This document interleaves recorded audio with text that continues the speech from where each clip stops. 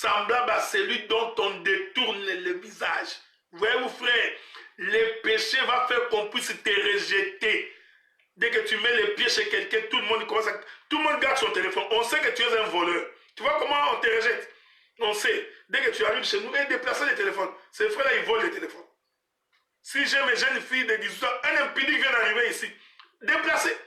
On ne peut pas te laisser seul avec une soeur. On a tellement peur de toi. On dit, attention.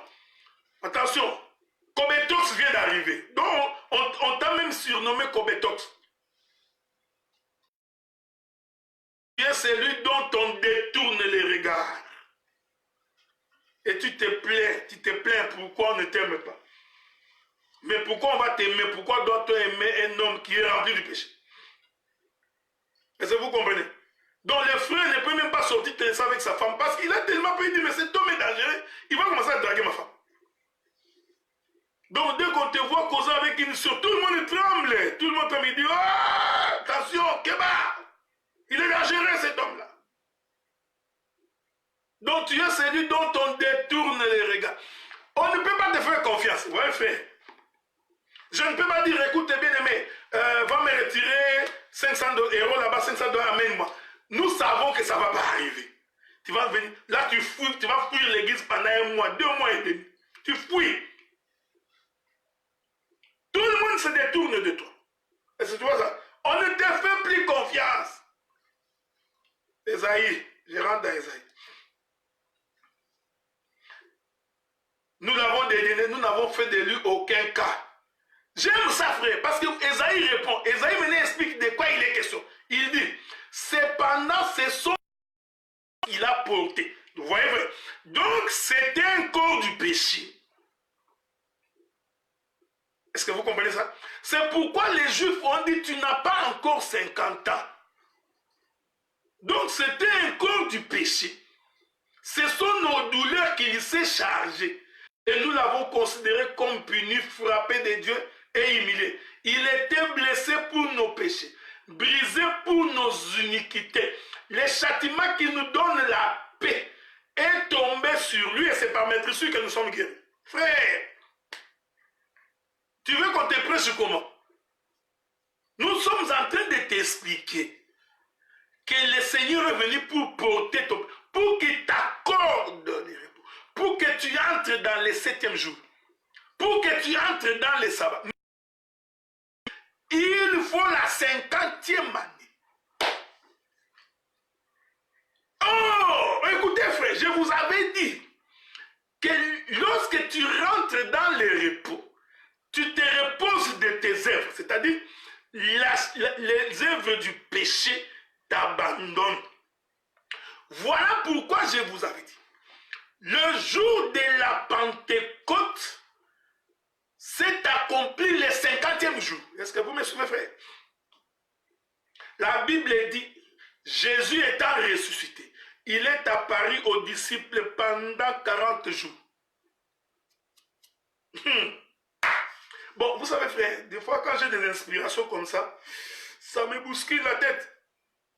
Donc pendant 40 jours, Jésus apparaît aux disciples.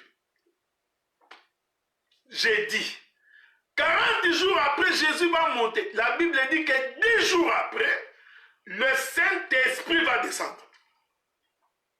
Est-ce que vous me suivez?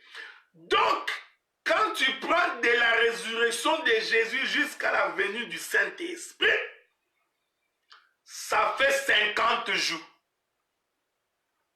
C'est ce qu'on appelle généralement la fête de la Pentecôte. C'est la fête qui atteste de l'Esprit de l'Éternel qui descend. C'est-à-dire, le charnel vient de prendre fin. Ce qui agit maintenant, c'est le spirituel. Est-ce que quelqu'un comprend ce que... Parce que je suis vraiment dans la profondeur spirituelle. Donc, la Pentecôte, c'est la chair qui finit. Est-ce que vous me suivez? L'esprit prend possession. Donc, l'esprit prend la direction.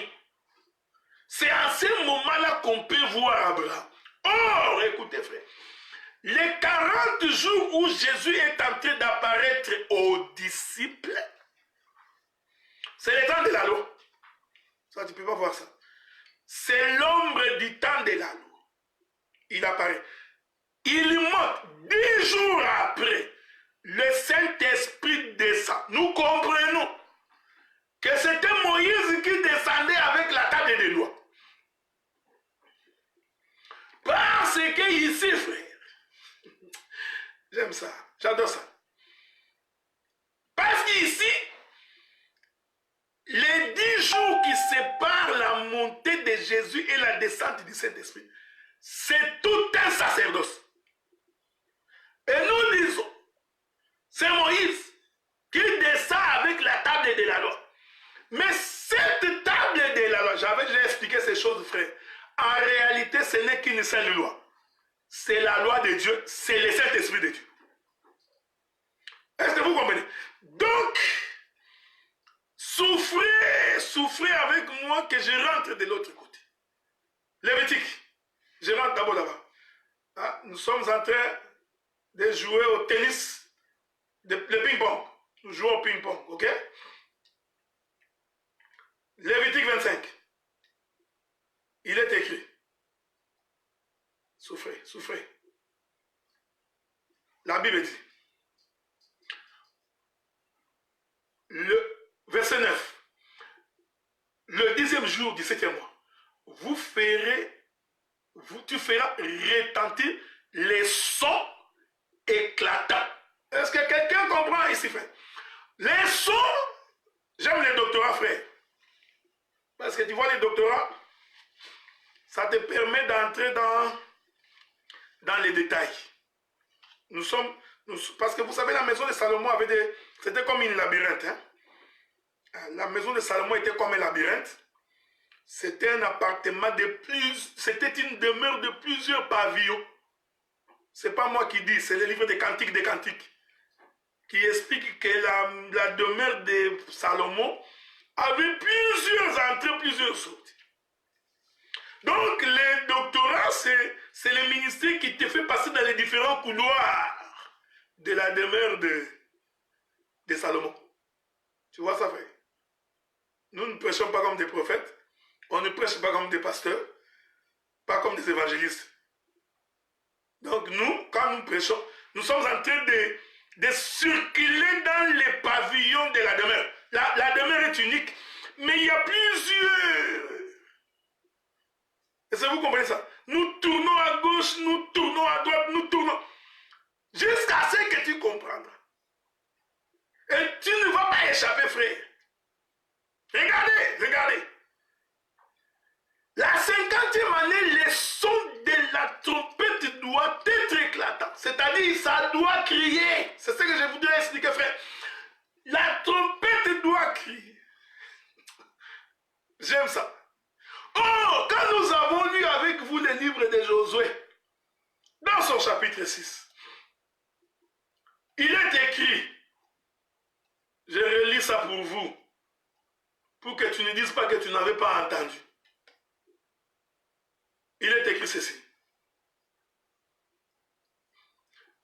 Josué chapitre 6, verset 6. Non, verset 16. À la 7e fois, quand le sacrificateur sonnait des trompettes, Josué dit au peuple, poussez des cris. Hein? Car l'Éternel vous a livré la ville. Donc, vous voyez, frère, ici, je suis en train d'expliquer les jubilés du corps de Josué. J'explique les jubilés dans la prise de Jéricho. Est-ce que vous comprenez ça, frère? Oui, mais bien aimé, est-ce que vous comprenez? Tu ne peux... Ici, je vais toucher beaucoup d'éléments. Tu ne peux pas entrer dans le repos si nous n'entendons pas les cris. C'est-à-dire que tu ne peux pas quitter l'état du péché s'il n'y a pas un cri. Les sacrificateurs, ils sonneront de la trompette avec un son éclatant. Le peuple doit pousser des cris. Frère, ici, pousser les cris ne veut pas dire « Ah, non !» Ici, nous allons entendre ta chair se déchirer. déchiré. Le corps est en train de souffrir. Est-ce que vous comprenez ce que nous disons? Donc, l'écrit ici, c'est le déchirement du corps. Or, le déchirement du corps, c'est l'abandon. Écoutez, écoutez. Donc, quand tu cries, en d'autres termes, tu te sépares. Voilà pourquoi. L'Écriture dit, après que Jésus ait porté les péchés de l'humanité, après qu'il s'est chargé de nos douleurs, de nos souffrances, de nos iniquités, de nos péchés, il arriva sur la croix. Écoutez, avant que Jésus ne meure, la Bible dit, il poussa un cri. Mon père, je vais lire ça. Parce que des fois, quand on dit comme ça, vous ne comprenez pas. Lisons ça, lisons. Avec votre permission. Lisons ça.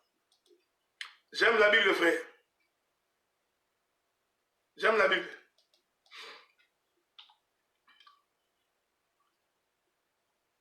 Je vais aller doucement. Attendez. Je suis dans Matthieu chapitre 27, verset 46. Matthieu chapitre 27, verset 46. Je n'ai pas fini, frère. Je m'excuse beaucoup. Je vais parler encore 30 minutes, ok? J'ai encore des choses à dire. Beaucoup de choses à dire. Nous avons le souffle du buffle, frère. J'ai toujours dit que je ne mourrai pas maintenant. Dieu ne m'a pas fait échapper le Congo pour venir mourir comme ça. Non, je ne mourrai pas comme ça, frère. Parce que j'ai encore des choses à dire. Nous parlerons comme Paul. Paul dit, j'ai fini ma course, j'ai achevé. Moi, je n'ai pas encore achevé ma course. Je cours encore, frère. Parce que je sens que les dépôts de Dieu, nous en avons encore beaucoup. Prenons Matthieu. Matthieu chapitre 27, verset 46. La Bible dit, vers la 9e heure, Jésus s'écria d'une voix forte. Est-ce que vous me suivez? Ici, c'est l'humanité qui crie. Vous voyez, c'est le corps, c'est la chair qui est en train de crier. Pourquoi la chair est en train de crier? Parce que l'esprit veut sortir pour aller. Est-ce que vous me suivez, frère? Hein? Donc, et la Bible, je lis d'abord pour vous. Laissez-moi d'abord lire la Bible. Je répète les choses. À la 9e heure, Jésus s'écria d'une voix forte. Eli, Eli, lama sabachthani. C'est-à-dire, mon Dieu, pourquoi m'as-tu abandonné? Laissez-moi continuer. Attendez. Reste là, ne quitte pas. Reste là, frère. Reste là, ok? Ne quitte pas. Nous avons l'évangile qui te retient, ok? Ça te donne le goût de rester là, de ne pas sortir. Je répète ça. Je vais lire ça en entier. La Bible dit, vers la 9e heure, Jésus s'écria d'une voix forte. Eli, Eli, c'est-à-dire, mon Dieu, pourquoi m'as-tu abandonné? Quelques-uns de ceux qui étaient là ayant entendu dire, il appelle Eli.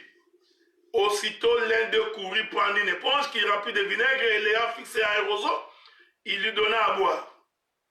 Verset 50. Jésus poussa de nouveau un grand cri et rendit l'esprit. Je vous ai dit, frère, vous savez, ne vous en faites pas, j'ai beaucoup de choses à dire. Hein, parce que je peux expliquer les deux cris de Jésus. Moi, je peux expliquer ça. Qu'est-ce que signifie le premier cri? Qu'est-ce que signifie le deuxième cri? J'aime ça, frère. Hein? J'adore ça. Devoir à domicile. Ministre de la parole. Je vous donne de la matière. Ouais. C'est ce que j'aime. Hein? Nous posons pour que tu puisses avoir de la matière. Je viens de te donner de la matière. Le premier cri et le deuxième cri. La Bible dit. Je vais ça. Jésus poussa de nouveau un grand cri. Et il rendit l'esprit. Je vous ai dit que j'ai l'explication. Ok? Verset 50. Et voici le voile du temple se déchira en deux. Depuis le haut jusqu'en bas, la terre trembla et les rochers s'effadirent. Ça, ces choses ici, n'expliquent rien d'autre que le jubilé. Parce que je vous avais dit, frère, que le corps de Jésus, c'est un temple. J'aime ce frère, il a trouvé la réponse. Premier cri, tu as raison, son de la trompette sans éclat, c'est le rassemblement du peuple. J'aime ça, frère, j'adore ça. Voilà. Le deuxième qui tu as compris, quoi. C'est le départ. Regardez, frère, bien aimé dans le Seigneur. J'adore ça. C'est Nombre chapitre 10. Écoutez, bien aimé dans le Seigneur. La Bible dit, quand Jésus est en train de rendre là, il est en train de dire que les cris de Jésus, c'est le déchirement du corps. C'est le corps qui est en train de souffrir. C'est le péché qui est en train de souffrir sur la croix. Parce que sur la croix, c'est le péché. Le corps doit pleurer. Voilà pourquoi j'ai toujours dit aux bien-aimés, l'abandon du péché n'est pas une chose facile. Ce n'est pas les pains et les arachides. Tu vas, tu manges, tu bois du coca. Non. Le péché, c'est la souffrance du corps. Il faut que tu sentes que le corps est en train de souffrir, frère bien-aimé. Donc, il ne faut pas croire que c'est comme si tu marchais sur des roses. Non. Donc, c'est-à-dire que tu fais les choix. C'est-à-dire que tu sens vraiment que ton corps veut ceci. Mais pour l'amour de la parole, tu dis, ça là, je ne ferai pas. Pour l'amour de la parole, je ne peux pas mentir à mon frère. Pour l'amour de la parole, je ne peux pas l'insulter. Pour l'amour de la parole, je ne prends pas la femme de mon frère. Pour l'amour de la parole, je ne prends pas la fille de mon frère. Tu vois, le corps doit souffrir. Bien-aimé dans le Seigneur. Il faut que tu sentes que tu es... C'est pourquoi la Bible dit que assujettissez votre corps, maltraitez-les. C'est Paul qui dit ça, frère. Donc, le corps doit crier. Donc, l'abandon du péché, c'est un cri du corps. Parce que le corps aime le plaisir. Maintenant que tu es en train de le priver de ce plaisir, tu sentiras le corps en train de crier. Voilà pourquoi, pour entrer dans Jéricho, il faut que le peuple pousse les cris. C'est l'abandon de la chair pour entrer dans le repos. Parce que j'ai dit, entrer dans Jéricho, c'est un repos. C'est l'enlèvement. Et l'Écriture dit que chacun devant soi, tu regardes ni à gauche, ni à droite. Tu marches doucement jusqu'à ce que tu vas entrer chez toi. Donc, je précise, frère, le chiffre 50, qui est le jubilé. Voilà pourquoi Luc chapitre 4, j'ai beaucoup de versets. Prenons le livre de Luc. Luc chapitre 4. Prenons. Verset 16. Il se rendit à Nazareth où il avait été élevé. Et selon sa coutume, il entra dans la synagogue le jour de sabbat. Est-ce que quelqu'un m'écoute, frère? Arrêtez de lire la Bible comme le livre de Tintin. Ce n'est pas un roman, frère. Ce n'est pas Papa Mosekonzo et Maman Sakina. Ce n'est pas Sinatra et Moloch. Ni Apollosa. Voyez-vous, frère? Non! C'est Dieu, frère, que nous sommes en train de lire ici. Je vous avais dit que le jubilé, c'est le sabbat, c'est le repos. Donc la 50e année veut dire sabbat, veut dire entrer dans le repos. Voilà pourquoi Luc chapitre 4, verset 16. La Bible dit qu'il s'est rendu à Nazareth où il avait été élevé. Et dans sa coutume, il entrait dans la synagogue le jour de sabbat. Voilà, frère. Le jour de sabbat, il entre dans la synagogue. Parce qu'il voulait sonner le jubilé. Est-ce que quelqu'un m'écoute, frère? Il s'éleva pour faire la lecture. Ici encore, frère, vous m'excuserez. Nous avons l'explication pourquoi il s'est levé pour faire la lecture. Parce que c'était le jubilé. Il dit ceci. On lui remit les livres du prophète Ésaïe. L'ayant déroulé, il trouva l'endroit où il est écrit. L'Esprit du Seigneur est sur moi. J'aime les sacrificateurs. Parce qu'il m'a oué pour annoncer une bonne nouvelle au pauvre. Le pauvre ici, c'est celui qui est dans les péchés. Heureux les pauvres, car ils verront le Seigneur. Les pauvres, c'est celui qui est dans les péchés. Il m'a envoyé pour guérir ceux qui ont le cœur brisé, les esclaves, pour proclamer aux captifs la délivrance et aux aveugles le recouvrement de la vue, pour envoyer libres les opprimés, publier une année de grâce du Seigneur. Vous voyez, c'est le jubilé. Il venait publier la liberté. Oh, je vous ai dit que la liberté se publie à la 50e année. Maintenant, nous comprenons que quand Jésus montait sur la croix, en réalité, c'était le début du jubilé. Donc, sur la croix, nous avons la publication de l'année de liberté, frère. Et je t'informe que la croix de la terre à l'élévation, ça fait 50 ans. Ça ici, frère Serge, même toi, tu ne vas pas trouver. Je t'informe que la croix qui est élevée à 50 ans. Est-ce que vous comprenez ça? Tu n'as pas vu, hein? C'est là qu'on va atterrir. Nous allons expliquer que la croix a une distance de 50 ans. Là, je sais que vous vous dites, waouh, on va arriver où là? On va arriver là où le Seigneur veut que nous puissions arriver. Est-ce que vous comprenez ça, frère? Ah, bien aimé. À sa main des élus Serge. Là, tu te poses des questions. Comment je vais trouver ça? Je vais t'aider, frère. Nous allons ensemble avec vous prendre un livre prophétique. Parce qu'un bon ministre, c'est celui qui marche avec les prophètes. Mon bien-aimé Junior, je te vois en ligne, que je te bénisse. Un bon ministre marche avec les prophètes. Est-ce que vous comprenez, frère? Donc, si tu n'as pas de prophètes, donc, il faut vérifier, frère, parce que les prophètes sont comme une lampe. Rentrons dans l'ancienne alliance. Laissez-moi vous trouver une écriture. Souffrez. Je ne l'ai pas en tête, mais je crois que je vais la trouver, ok? Ne vous en faites pas, frère. Je trouverai cette écriture-là. Il y a une écriture que je cherche. Il ne peut pas fuir.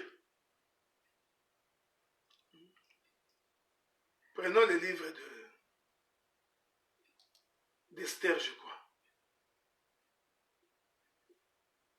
Esther, je crois.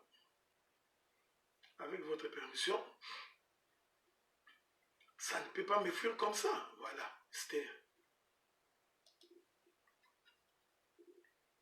Bon. Souffrez, hein?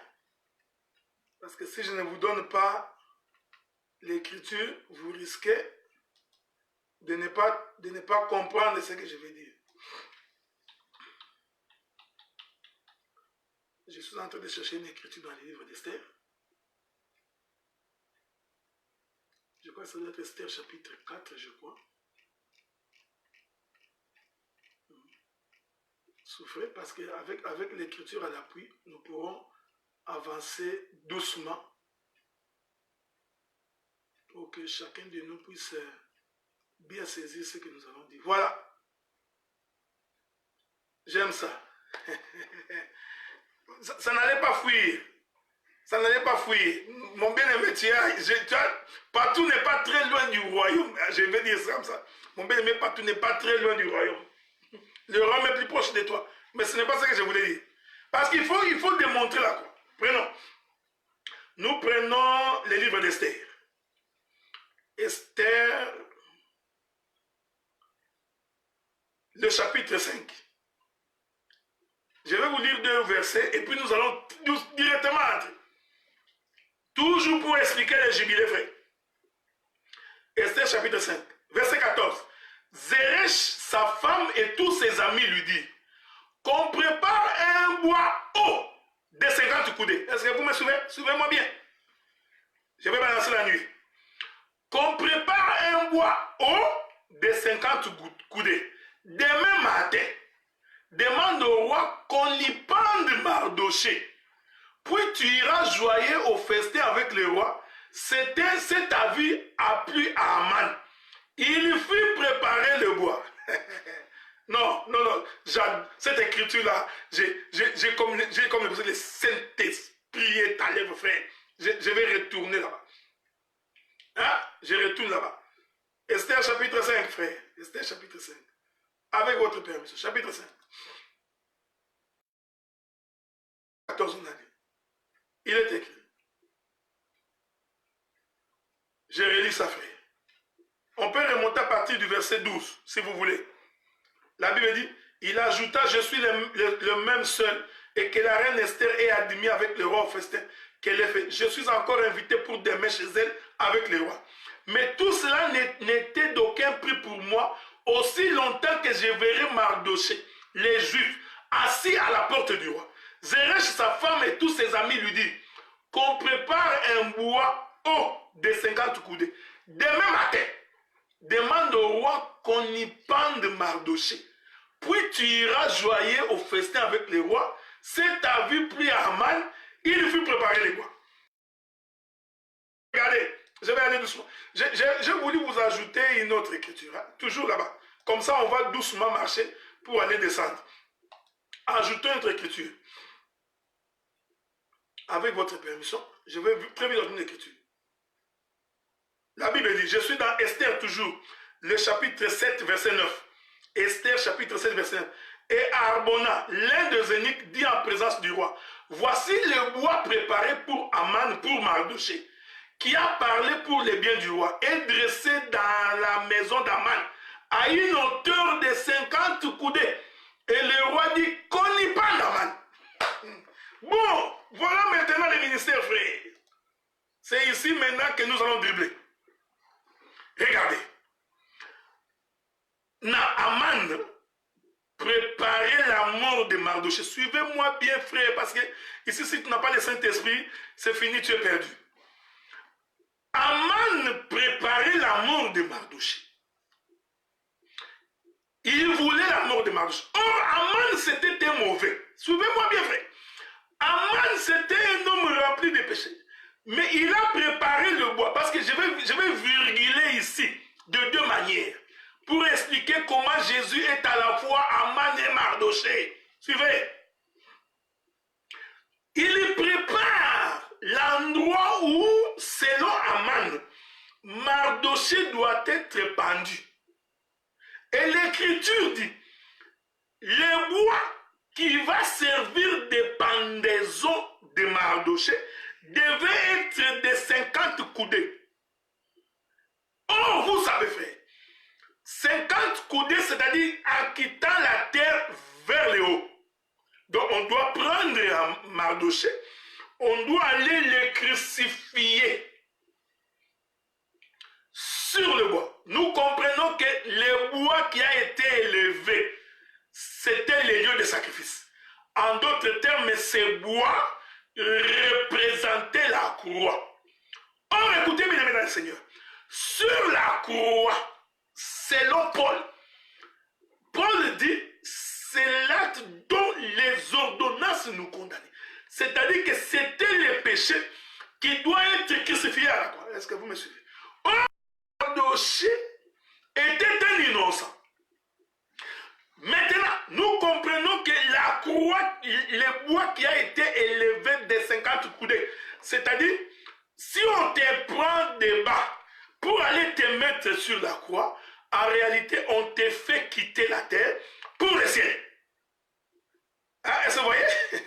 Parce que les chiffres 50, j'ai expliqué, c'est le chiffre de celui qui se sépare de la chair, de celui qui se sépare du corps, de celui qui se sépare du monde. Voyez-vous, frère? Or, pour être séparé du monde, tu dois quitter la terre pour monter vers la croix. Pour monter vers le haut. C'est pourquoi le livre d'Esther nous dit, ce bois était, la hauteur était de 50 coudées. celui qui doit être suspendu au bois, c'est seulement celui qui est pécheur, celui qui est porteur du péché.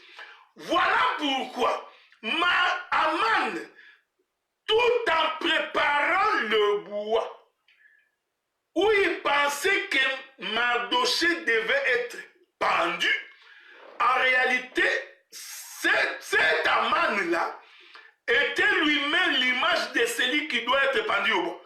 Est-ce que vous voyez? Pourquoi? Parce que Aman, c'était l'accusateur des Juifs. Aman, c'était le péché. Aman, c'était celui qui voulait le mal du peuple juif. Or, dans la prophétie, celui qui nous veut du mal, c'est le diable. Celui qui nous veut du mal, c'est le péché. Est-ce que vous me comprenez, frère? Parce qu'ici, nous sommes en train de sonder véritablement les profondeurs de Dieu. Mais Aman fait d'abord la projection sur Mardochée. Mais étonnamment, le lendemain, au lieu que Mardochée puisse être crucifié, nous allons voir Aman crucifié et Mardochée sortir. Est-ce que vous voyez? Parce que Mardochée et Aman sont liés. J'aime ça. Est-ce que... Bon, ici nous sommes en train de croquer les os. Hein? Nous sommes en train de croquer les os. Laissez-moi vous faire comprendre ça. Quand nous regardons les textes noirs sur blanc, nous voyons que c'est Jésus qui a été crucifié sur la croix. Hein? Noir sur blanc. Crucifié sur la croix. Mais écoutez ce que Paul dit. Paul dit ceci. Que sur la croix, en réalité, c'est le péché qui a été crucifié. Ah, c'est ce que Paul dit, hein? Attendez. C'est ce que Paul dit. Hein?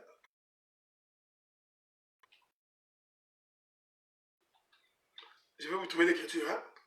Vous vous allez comprendre pour moi.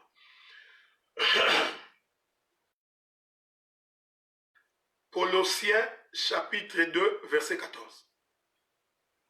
Colossiens chapitre 2, verset 14. Il a effacé l'acte dont les ordonnances nous condamnaient et qui subsistait contre nous. Il a détruit en le clouant à la croix. Est-ce que vous comprenez, frère? Ici, Paul nous explique qu'en fait, ce qui a été crucifié à la croix, c'était la condamnation. Vous voyez? Mais quand on lit noir sur blanc, nous voyons Jésus crucifié. Paul explique que c'est l'acte qui nous condamne, c'est-à-dire que l'état du péché. Je cherche une autre écriture. Hein? Donc, je cherche une autre écriture pour vous ajouter. Donc, Paul nous fait comprendre. Bon, il y a encore une autre écriture. Attendez. Il y a une autre écriture. Que le Seigneur nous aide là-dessus. Je vais vous ajouter une autre écriture. Hein? Il est écrit. Voilà. Toujours Colossiens chapitre 2, verset 14. Il a dépouillé les dominations, les autorités, et les a livrées publiquement en spectacle, en triomphant d'elle par la croix. Voyez-vous, frère? Donc, quand on regarde avec l'œil prophétique, en réalité, ce qui a été crucifié sur la croix, ce n'était pas la personne de Jésus, c'était tous les princes du monde des ténèbres. Tous les actes qui nous condamnaient, tous nos péchés, nos iniquités. En réalité, c'est ce qui était crucifié à la croix. On lit noir sur blanc, on a l'impression que c'est Jésus. Voilà. Nous avons l'impression que c'est Mardochée qui va monter sur la croix. Mardochée était un homme saint et pieux. Donc nous, quand nous lisons, nous avons l'impression que c'est Mardochée, hein, qui va monter à la croix. Tu vois, ça c'est la lecture. Le mystère maintenant vient nous faire comprendre. En réalité, Mardochée a été remplacé par Aman lui-même. Or, Aman ici, il est l'ombre de l'impie. Il est l'ombre du péché. Il est l'ombre de l'acte qui nous condamnait. Pourquoi? Parce que c'était Aman qui a voulu condamner les Juifs. C'est Aman qui recherchait la mort des Juifs. C'est Aman qui recherchait la mort des enfants d'Israël.